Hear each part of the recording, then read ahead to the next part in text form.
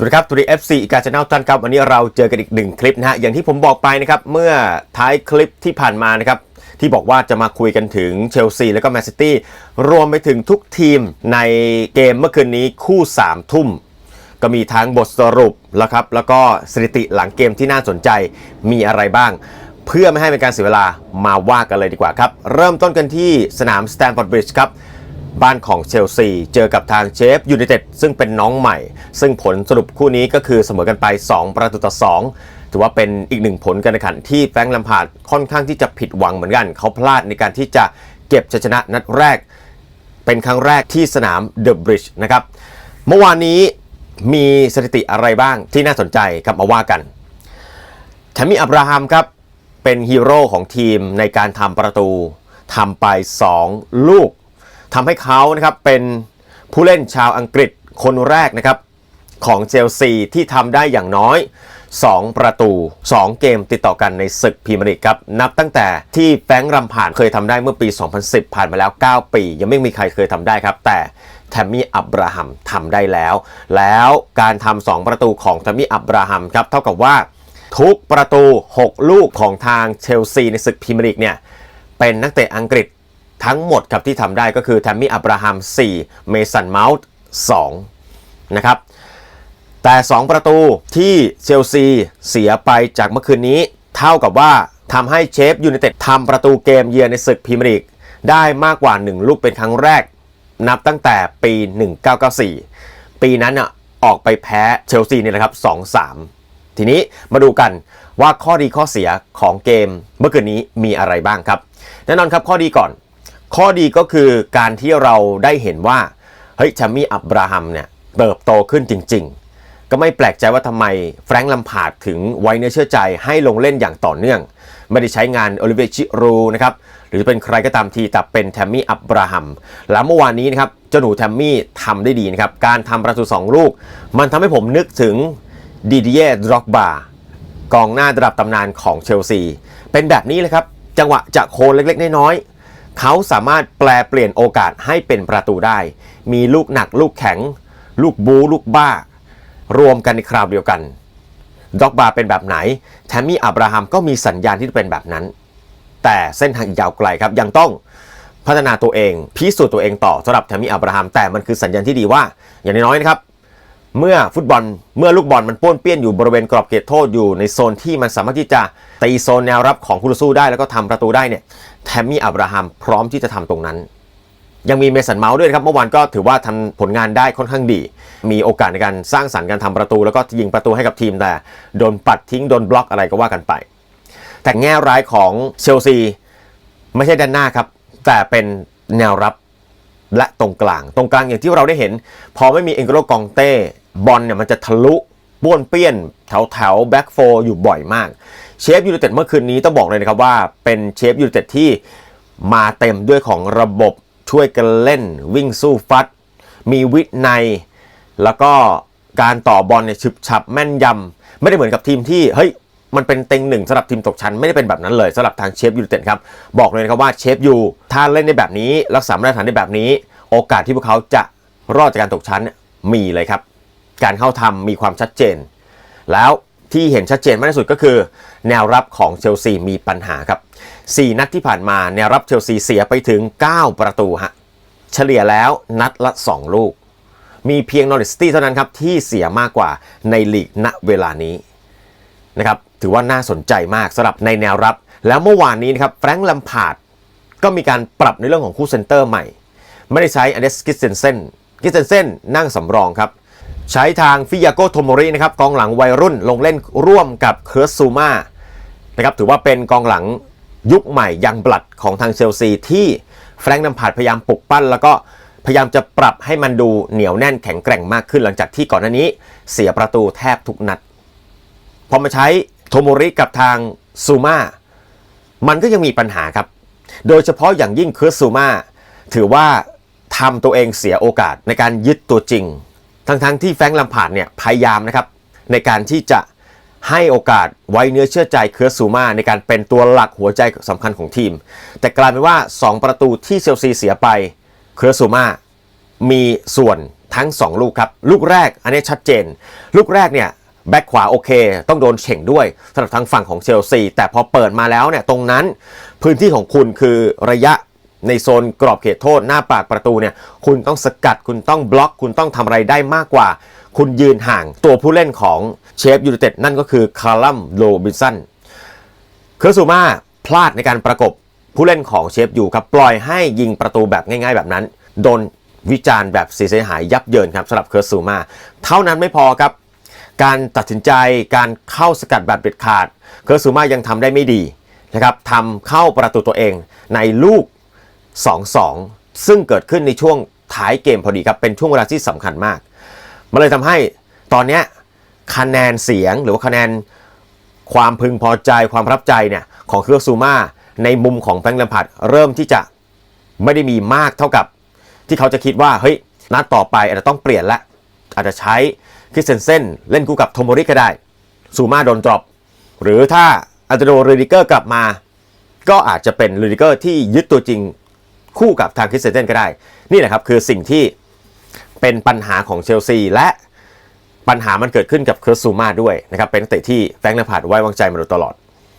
นะครับนั่นคือเชลซีครับที่ได้เกิดขึ้นไปเมื่อคืนนี้ขยับมาที่แมนซิตี้กันบ้างแมนซิตี้เมื่อคืนนี้เดี๋ยวมาดูในเรื่องของสถิติการเล่นก่อนสถิติหลังเกมมีอะไรบ้างนะครับแมนซิตี้เมื่อคืนนี้นะครับก็โชว์ฟอร์มถล่มโหดไบรตันไปแบบขาดลอยไร้ปัญหาครับ4-0นักเตะคีย์แมนแต่ละคนก็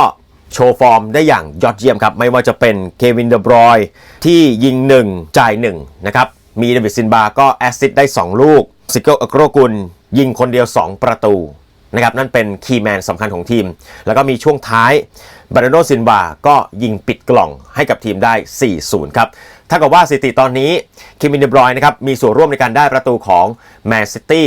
9ลูกครับจากการลงเล่นเป็นตัวจริง7นัดหลังสุดครับยิง2และแอสซิสต์อีก7ส่วนเดวิดซินบาครับทำแอสซิสต์ไปแล้ว87ครั้งในพรีเมียร์ลีกแล้วก็ทางซิโก้อักโรกุลครับทำประตูในพรีเมียร์ลีกที่เอ็นแฮสสเตเดียมตอนนี้นะครับยอดหลักปัจจุบันเนี่ย99ลูกครับมีเพียงเวรูนี่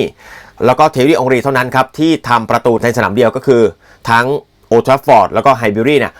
มากกว่าซิโก้อักโรกุลที่เอ็นแฮสสเตเดียมเท่านั้นโอ้โหนี่สุดยอดครับสำหรับเอลกุลเมื่อวานนี้ยิงคมกริบเลยทั้ง2ลูกครับซึ่งเป็นเครื่องหมายการค้าของเขาแล้วก็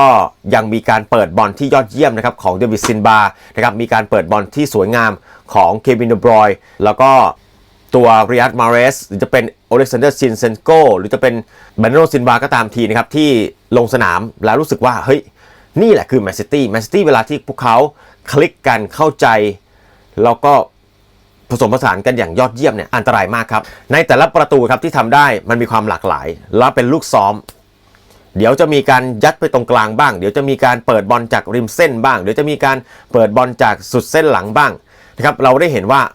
นี่แหละคือทีมเวิร์กนี่แหละคือความเป็นแมนซิตี้ที่มีความเข้าขารู้อกรู้ใจกันเป็นอย่างดีถ้าแนวรับของฝั่งตรงข้ามตั้งตัวไม่ติดนะครับแล้วมีความผิดพลาดในตัวเองเปิดช่องว่างให้กับแมนซิตี้ได้มีโอกาสเข้าทำแล้ววันนั้นแมนซิตี้คมกริบพอดีเนี่ยโอกาสที่ฝั่งตรงข้ามจะได้คะแนนจากแมนซิตี้ไปเนี่ยถือว่าน้อยมากๆแล้วเมื่อวานนี้ไบรตันก็แทบจะไม่มีรูสู้ใดๆเลยนะครับโอกาสที่จะเสียมากกว่า4ก็มีเหมือนกันนะครับนั่นเป็นแมนซิตี้ที่เราต้องยอมรับเลยครับว่าพวกเขาแข็งแกร่งมากๆแต่ข่าวร้ายของแมนซิตี้ที่เราต้องจับตาดูให้ดีครับนั่นก็คือการบาดเจ็บของอเมริกลาป็อกเซนเตอร์ตัวสำคัญของทางทีมนะครับซึ่งบาดเจ็บไปตั้งแต่นาทีที่40ตอนนั้นก็ต้องเปลี่ยนเอาทางเฟรนันดินโญลงมาเล่นแทนนะครับนับจากนี้เป็นต้นไปเราคงจะได้เห็นว่าเฟรนันดินโญอาจจะขยับลงมาต่ำแล้วก็ยืนคู่กับนิโคลัสโอตาเมนดี้เนื่องจากสภาพร่างกายของจอห์นสโตนก็ยังไม่พร้อมแบบ 100% หนำซ้ำนะครับเกมนัดนี้มาโดนอาการบาดเจ็บเล่นงานด้วยสำหรับอเมริกลาป็อกนะฮะก็ตอนนี้ยังซื้อไม่ได้ถ้าซื้อได้อย่างเดียวคือไปเซ็นฟรีสำหรับนักเตะไร้สังกัดอย่างเดียวในขณะนี้นะโอเคนั่นเป็นแมนซิตี้นะครับที่เกิดขึ้นจากเกมเมื่อคืนนะครับทีนี้ขยับมาดูทีมอื่นๆกันบ้างครับในเกมคริสตัลพาเลซกับแอสตันวิลล่านะครับที่พาเลซชนะไปได้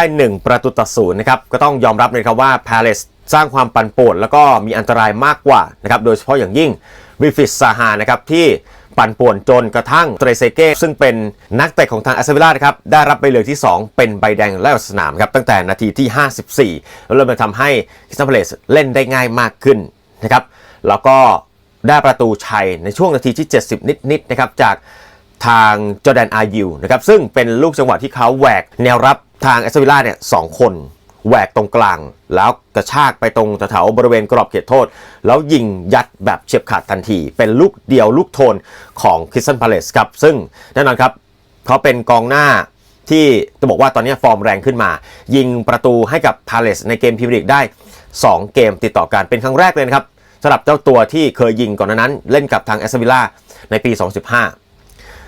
วิลล่าครับแพ้นัดนี้เท่ากับว่าสถิติที่ผ่านมาไม่ค่อยโสภาเท่าไหร่ในเรื่องของการเป็นเกมเยือนไม่ชนะเกมเยือนในศึกพรีเมียร์ลีกมายาวนาน20 เกมติดต่อกันครับเสมอ3แพ้17แถม9 นัดหลังสุดแพ้รวดด้วยครับดังนั้นถ้าใครเป็นสายเสี่ยงพอแอสตันวิลล่าออกมาเยือนเนี่ยโอเคอยู่ฝั่งตรงข้ามได้เลยเพราะว่ามีแต่แพ้กับแพ้นะครับไม่ชนะเลยใน20 เกมติดต่อกันแล้วครับเลสเตอร์กับบอร์นมัธครับเมื่อคืนนี้เป็นเกมที่เลสเตอร์ทำได้ดีมากกว่านะครับเอาชนะไปได้3-1ครับคนที่โดดเด่นเลยก็คือเจมี่วาร์ดี้นะครับทำคนเดียว2 ประตูและยังแอสซิสต์ให้กับเพื่อนร่วมทีมอีกด้วยนั่นคือแอสซิสต์ให้เดนดองเคอร์ได้ยิงประตูครับแม้ว่าบอร์นมัธครับจะมาได้ประตูตีเสมอจากทางคาลัมวิลสันที่กระชากไปแล้วก็ยิงผ่านมือนายประตูของเลสเตอร์นะครับเสมอกันไป1-1แต่ต้องยอมรับว่าทีเด็ดที่ขาดจังหวะสุดท้ายเลสเตอร์คมมากกว่านะครับซึ่งต้องยอมรับเลยว่าเมื่อคืนนี้เจมี่วาร์ดี้ทำได้ดีมากๆมีความขยันมุ่งมั่นแล้วก็มีความคมลูกแรกเนี่ยเป็นลูกเปิดของเบนชีเวลจากด้านหลังแบ็กซ้ายเปิดโด่งขึ้นมาให้เจมี่วาร์ดี้ทะลุคือวิ่งเช็คไลน์แล้วก็วิ่งทะลุแนวรับของบอร์นมัธสักพักหนึ่งเขากระดกข้ามตัวแนวประตูของบอร์นมัธดื้อเลยครับอย่างสวยงามด้วยนะฮะก็ถือว่าเจมี่วาร์ดี้ทำได้คมมากๆแล้วเมื่อคืนนี้เขาเป็นพระเอกเป็นฮีโร่เป็นแมนออฟเดอะแมตช์ให้กับทางเลสเตอร์ซิตี้ครับมีส่วนร่วมกับการได้ประตูกับทีมเนี่ยถึง14 ลูกในขณะนี้ครับยิง12แอสซิสต์2จากเกมลีก14 นัดหลังสุดครับภายใต้การคุมทีมของเบรนดอน โรเจอร์ครับถือว่าคลิกกันแล้วสำหรับเจ้านายลูกน้องคู่นี้ครับเวสต์แฮมยูไนเต็ดครับเจอกับนอริทซิตี้เอาชนะไปได้2-0ครับเป็นเกมที่เวสต์แฮมทำได้คมกว่านะครับอย่างเช่นในลูกแรกเนี่ยถ้าใครได้ดูนะลูกแรกเป็นจังหวะของทางมาซูโอกูนะครับซึ่งเป็นแบ็กซ้ายของทางเวสต์แฮมฝากบอลให้กับฟิลิเป้แอนเดอร์สันแล้วก็แอนเดอร์สันเนี่ยกระแทกให้กับทางมาซูโอกูได้ทะลุไปด้านซ้ายแล้วเขาก็กระชากหนีแบ็กขวาของทางนอริทซิตี้แล้วก็ปาดเข้ากลางมาแล้วตรงนั้นครับเป็นที่จุดนัดพบครับเซบาสเตียนอัลแลนครับซึ่งเป็นกองหน้าตัวใหม่เข้าชาร์จแบบนิ่มๆเลยนะครับแล้วกลายเป็นคนที่4ของเวสต์แฮมที่ทำได้3 ประตูจากการลงเล่นในพรีเมียร์ลีก3 นัดแรกต่อจากเทรเวอร์ซินแคลร์เอ็นไรท์แล้วก็เดมบ้าบาสำหรับเซเบอร์เทนอัลแลนถือว่าฟอร์มดีแล้วก็น่าจะคุ้มค่าตัวด้วยครับสำหรับนักเตะคนนี้เวสต์แฮมยังได้ประตูปิดท้ายนะครับก็คือจากยาโมเลนโกนะครับซึ่งเป็นจังหวะที่ยิงสวยงามซึ่งยาโมเลนโกนะครับทำประตูที่3ให้กับตัวเองในศึกพรีเมียร์ลีกหลังจากที่2 ประตูแรกนะครับเคยทำไว้กับเกมเอเวอร์ตันเมื่อปีที่แล้วนะครับเกมนัดนี้พอเวสต์แฮมชนะได้ทำให้เวสต์แฮมเนี่ยไม่แพ้นอริทมายาวนาน9 นัดติดกันนะครับยามที่เจอกับนอริทที่บ้านตัวเองชนะ5แล้วก็เสมอ4แล้วก็ยิงประตูได้เยอะ19 ประตูเสียเพียงแค่9 ประตูเท่านั้นนะฮะส่วนปิดท้ายครับที่นิวคาสเซิลกับวัตฟอร์ดนิวคาสเซิลก็น่าเสียดายครับที่ไม่สามารถที่จะทำอะไร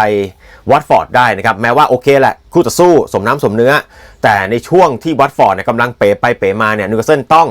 ฉกฉวยโอกาสตรงนี้ในการที่จะเอาชนะวัตฟอร์ดให้ได้นะครับเมื่อวานนี้พวกเขาก็พลาดเหมือนกันในการที่จะบวกสกอร์เพิ่มแต่ทั้งนี้ทั้งนั้นครับนิวคาสเซิลก็ถือสถิติไม่ค่อยแพ้วัตฟอร์ดนะครับยามที่เตะในบ้านตัวเองครับคือแพ้เพียงแค่2จาก10 เกมหลังสุดในพรีเมียร์ลีกครับส่วนวัตฟอร์ดตอนนี้นะครับถือว่าทรงการเล่นยังต้องปรับปรุงอีกเยอะเลยนะครับคาบิกาเซียนะครับกุนซือของทีมก็จะต้องไปปรับปรุงแก้ไขในช่วงพักเบรกทีมชาติ2 วีคครับเพราะว่าเท่ากับช่วงนี้นะครับ8 นัดแล้วนะครับที่วัตฟอร์ดไม่ชนะในเกมลีกเลยนะครับก็คือการเสมอ2แล้วก็แพ้6นะครับถือว่าเป็นสถิติยาวนานที่สุดย่ำแย่ที่สุดนับตั้งแต่ที่ไม่เคยชนะในช่วง11 นัดติดต่อกันในระหว่างปี 2006 ปี 2007 แล้ว4 เกมแรกวัตฟอร์ดเก็บได้เพียงแค่ 1 คะแนนถือว่าเป็นการออกสตาร์ทที่ย่ำแย่ของสโมสรเลยทีเดียวนะครับเอาละครับนั่นคือทั้งหมดครับของการสรุปทั้งคู่เชลซีแมนซิตี้แล้วก็คู่ที่เหลือในรอบ3 ทุ่มครับส่วนลิเวอร์พูลเจอกันอีกคลิปหนึ่งคลิปนี้อย่าลืมนะครับในการที่จะกดไลค์กดแชร์ส่งคอมเมนต์เข้ามาพูดคุยกันนะครับแล้วก็คนอื่นๆครับที่ยังไม่เคยกด Subscribe สักกระดิ่งยังไงก็ทำกันด้วยครับจะได้ไม่พลาดในการติดตามรับชมคอนเทนต์ดีๆที่เราจะพูดได้ทุกทีมในพรีเมียร์ลีกนะครับโอเคครับแล้วเจอกันในคลิปต่อไปสวัสดีครับ